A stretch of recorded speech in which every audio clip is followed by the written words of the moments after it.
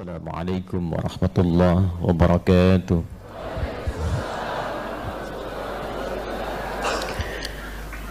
Yang ingin saya katakan semua ada di sini. Dunia.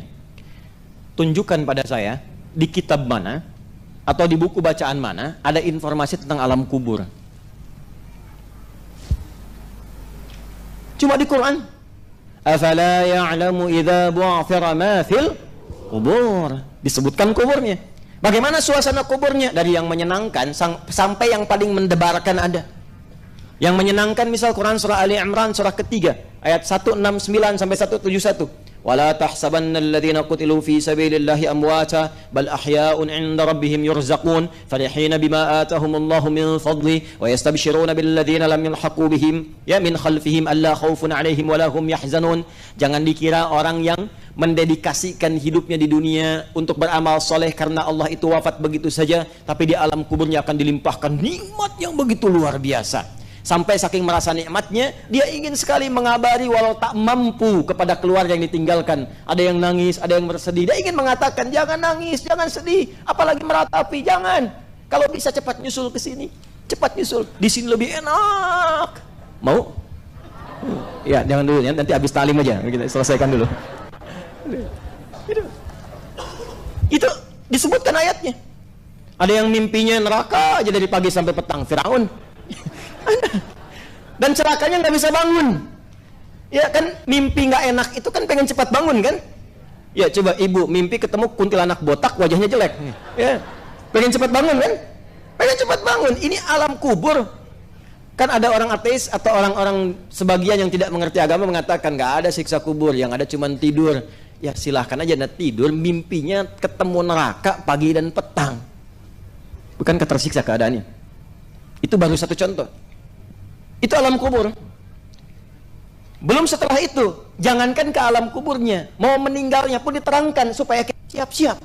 Di buku mana, di kitab mana diberikan bimbingan tentang cara menghadapi maut. Di Quran itu sampai dijelaskan yang bertugas malaikatnya siapa, cara nyebutnya bagaimana, mengondisikan diri kita saat akan sakaratul maut seperti apa, itu sampai diterangkan. Siapa yang mampu menjelaskan itu kecuali yang menciptakannya? Nih, calon meninggal masuk ini. Ya sama, kita CM, calon meninggal. Cuman perbedaannya kan waktu kan? Ya, bisa anda duluan, saya belakangan. Itu iya pasti itu. Atau dibalik kan, saya belakangan, anda duluan, kan bisa. Kurang ya. Calon meninggal, bahasa Arabnya mayyit pakai tasydid, mayyitun. Ya, mayyit. Jangan tersinggung kalau disebut mayyit. Bapak mayyit ya. Iya, sama dengan Ustaz. Mayyit ada tasydidnya. Calon meninggal. Quran surah ke-30 ayat 39 ayat 30. Innaka mayyitun wa innahum mayyitun. Kalau dia sudah meninggal, maka tasdidnya hilang. Jadi mayyitun. Kata kerjanya mata. Siapa yang ngambil tasdidnya? Nafasnya diambil sampai kemudian hilang, tercabut rohnya, nafasnya hilang, namanya maut. Ini maut datangnya ke nafas, mengambil tasdidnya diambil. Ya, Quran surah ketiga di ayat 185. Kullu nafsin dha'iqatul maut. Quran surah 3 ayat 185. Siapa yang ditugaskan membawa maut? Malakul maut. Yang disebut dengan Israel itu malakul maut, malaikat pembawa maut. Ada di mana? Quran surah 32 ayat 11. Paling kanan sebelah bawah di mushaf. Qul yatawaffakum malakul mautil ladzi wukkila bikum. Semuanya ada. Jadi begitu seseorang kedatangan maut, ya. Kapan tibanya maut itu? Sesuai dengan batas. Batasnya disebut apa? Ajal. Makanya kita katakan sudah tiba ajalnya, gitu kan? Ya, kata ajal itu adanya di Quran. Surah keberapa misalnya? Surah 7 ayat berapa? 34. Walikulli ummatin ajal. Fa idza jaa ajaluhum la yastakhiruna sa'atan wa la yastaqdimun. Anda bayangkan, urusan mau meninggal pun itu diatur. Bagaimana Ustadz cara maut itu dicabut? Bagaimana supaya nyaman, supaya enak, supaya tenang? Ya, maka diterangkan nanti di Quran surah ke-89 ayat 27 sampai 30. Yang dicabutkan nafasnya kan? Kullu nafsin dha'iqatul maut. Gimana caranya supaya nafas dicabut dengan tenang, nyaman, enak? Disebutkan sifatnya di Al-Quran. Ketenangan itu disebut dengan mutmainnah namanya.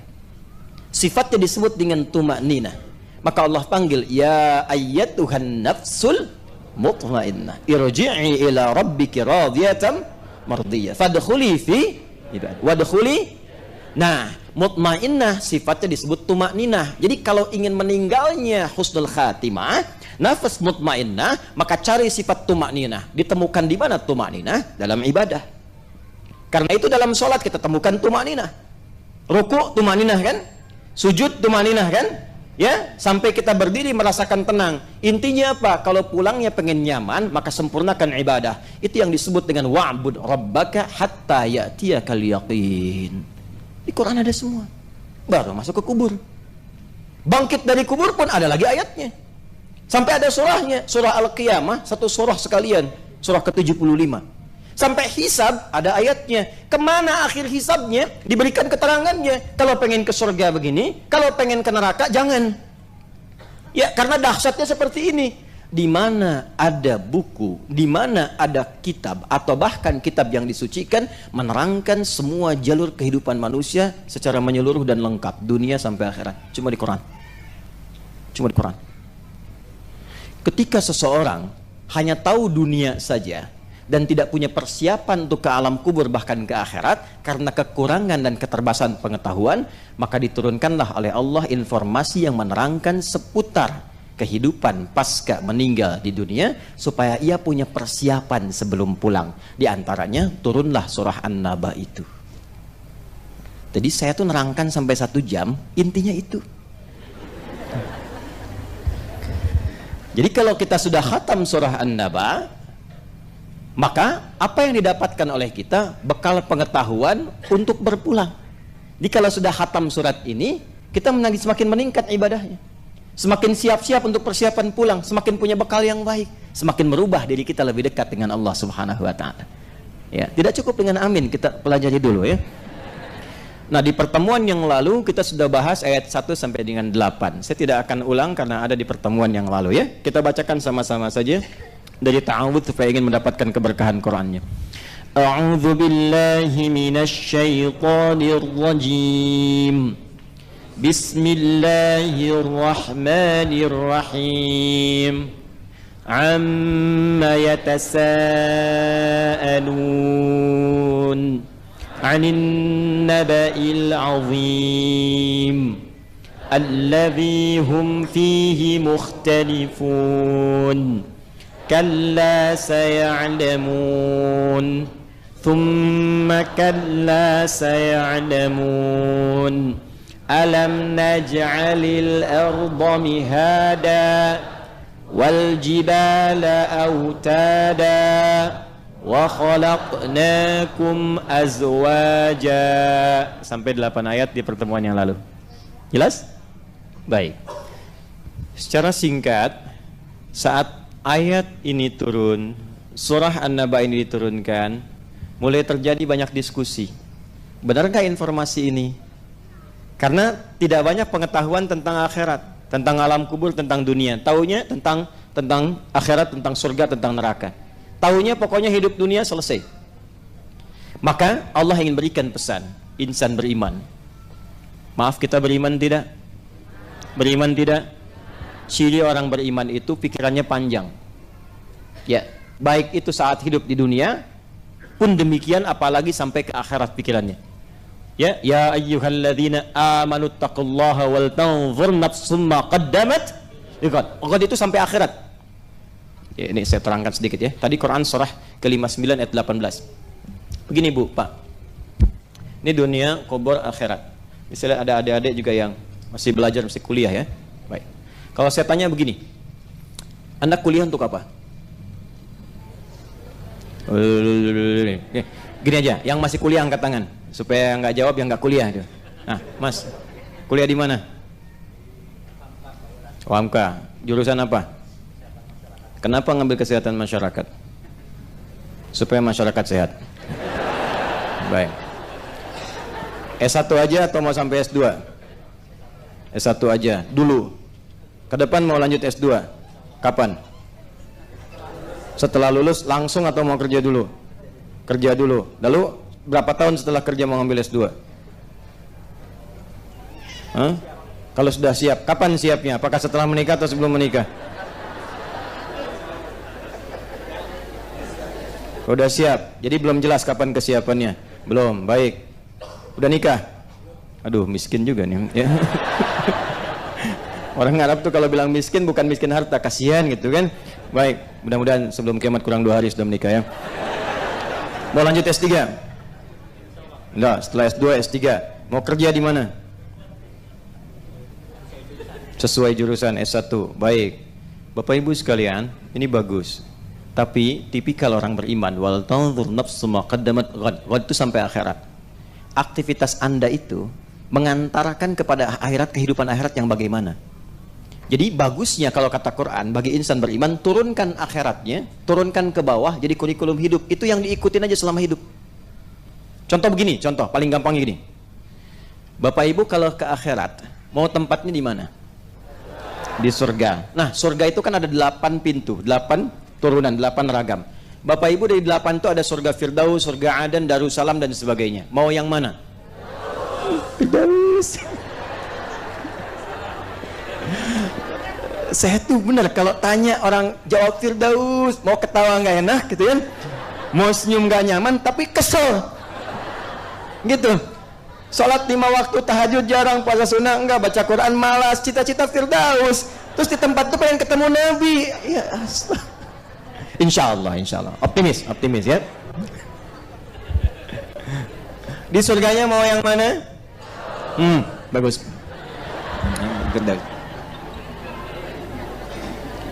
Pertanyaannya, apa amalan yang mengantarkan Anda layak sebagai penghuni surga Firdaus?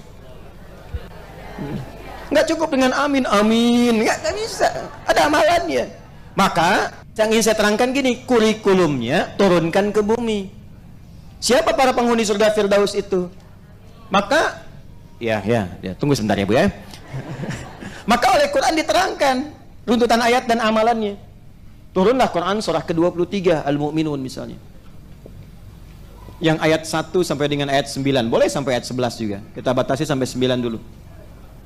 Ke ujung ayatnya, ulaika humul warithun alladzina yarithuna al-firdausa hum fiha khalidun. Kata Allah, ada calon penghuni surga Firdaus yang sedang berpetualang di bumi.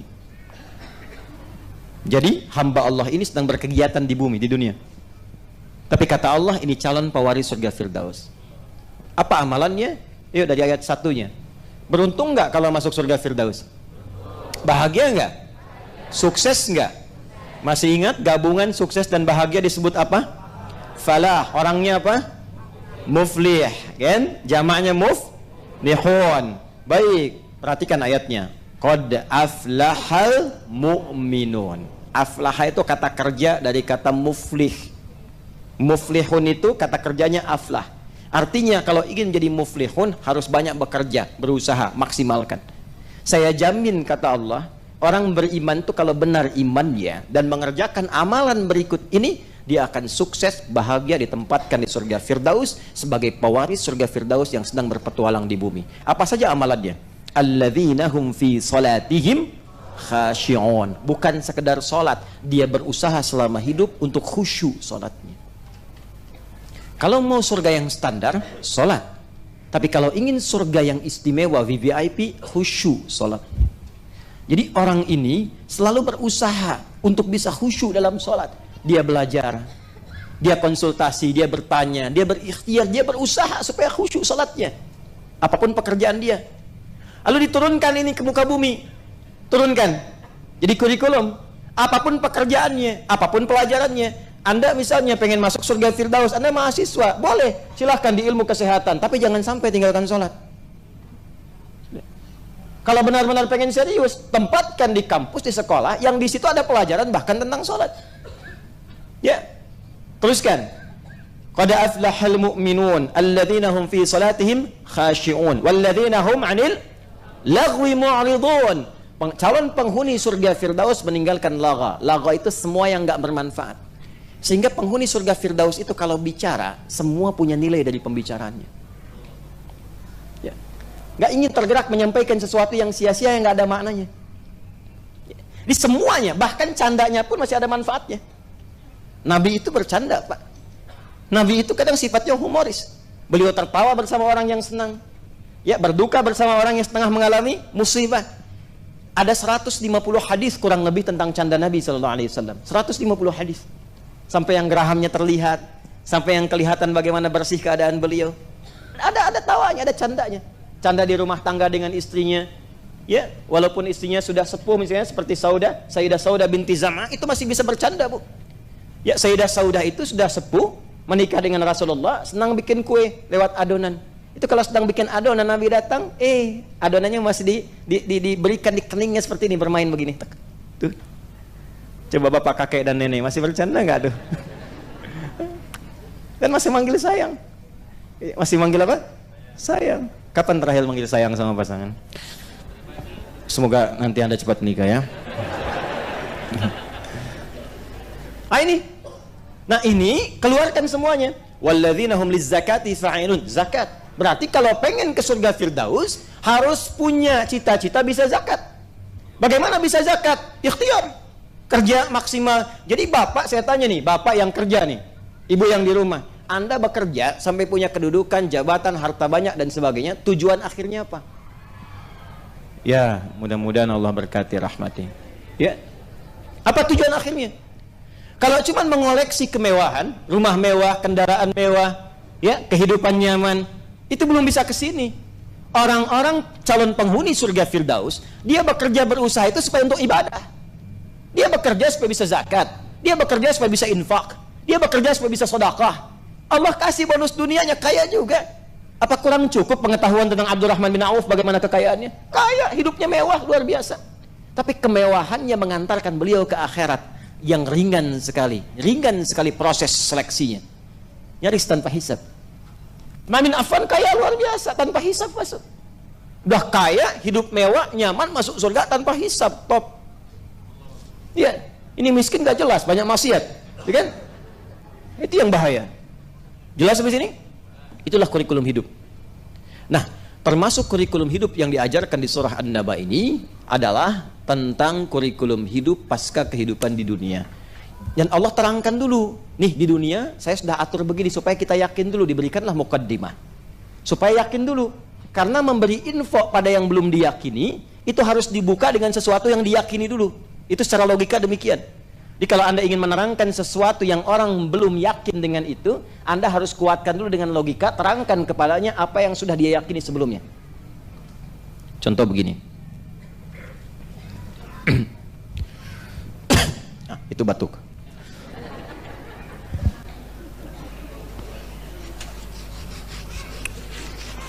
Bapak Ibu tahu tentara? Halo? Tahu tentara? Nah, gambarkan ada seorang tentara penembak jitu misalnya. Luar biasa. Track recordnya sudah bagus. 500 meter tembus pas sasaran. 1 kilo tembus pas sasaran. Sudah tahu kita semua dengan track recordnya. Tiba-tiba dia mengatakan begini, misal, saya bisa tembak itu tepat sasaran dengan jarak 5 kilo. Yakin gak? Ada orang gak yakin, gak mungkin dia terangkan, nih saya aja 500 meter sudah saya lakukan, 1 kilo pas sasaran, saya bisa mengukur berapa ini, kecepatan angin berapa knot sekian, presisinya berapa, tembusnya kemana, ukuran seperti apa, senjata saya kapasitas begini, yang kapasitas senjatanya jangankan 5 kilo, 7 kilo pun bisa sampai ke situ. Ketika semua pembukaan itu disampaikan, bertambah keyakinan kita dia mampu atau tidak bertambah sama sekali? Bertambah keyakinan kita dia mampu. Saya akan menguasai bahasa itu dalam waktu 1 hari. Saya akan bisa bahasa Jepang bisa dalam waktu sehari. Masa sih? Kemarin aja bahasa Inggris saya kuasain cuma 3 jam. Kemarin aja bahasa Rusia saya kuasain cuma 5 jam. Lalu dites, ditanya, bisa dia jawab. Ketika semua itu disampaikan, saya menguasai bahasa Inggris 3 jam, bahasa Rusia 5 jam. Mungkin gak dia menguasai bahasa Jepang dalam sehari? Maka tampilkan sesuatu yang sudah dia dapatkan keyakinan dan informasinya, itu akan membantu dan mendorong dia meyakini apa yang belum dia ketahui sebelumnya. Maka ketika orang-orang belum memahami dan menyadari kehidupan pasca dunia, ada alam di kubur, ada alam di akhirat, ada kehidupan seperti ini, maka diterangkanlah oleh Allah tentang kuasa Allah membentuk semua kehidupan di dunia. Maka ini yang kemudian kita teruskan, kalla saya'lamun thumma kalla saya'lamun. Apa kuasa Allah di dunia? Alam naj'alil arda ada. Bukankah tempat yang kamu huni sekarang saja aku yang ciptakan, kata Allah. Lalu disebutkan kalimat mihad seperti yang pernah saya bahas sebelumnya, yang menyinggung tentang apakah bentuknya bulat, apakah fungsinya datar dan sebagainya, sudah saya terangkan. Wal jibala autada, dan aku jadikan supaya kuat walaupun bumi berputar, tapi engkau merasakan seperti tidak merasakan putarannya, nyaman beraktivitas. Aku pasak dia dengan gunung-gunung.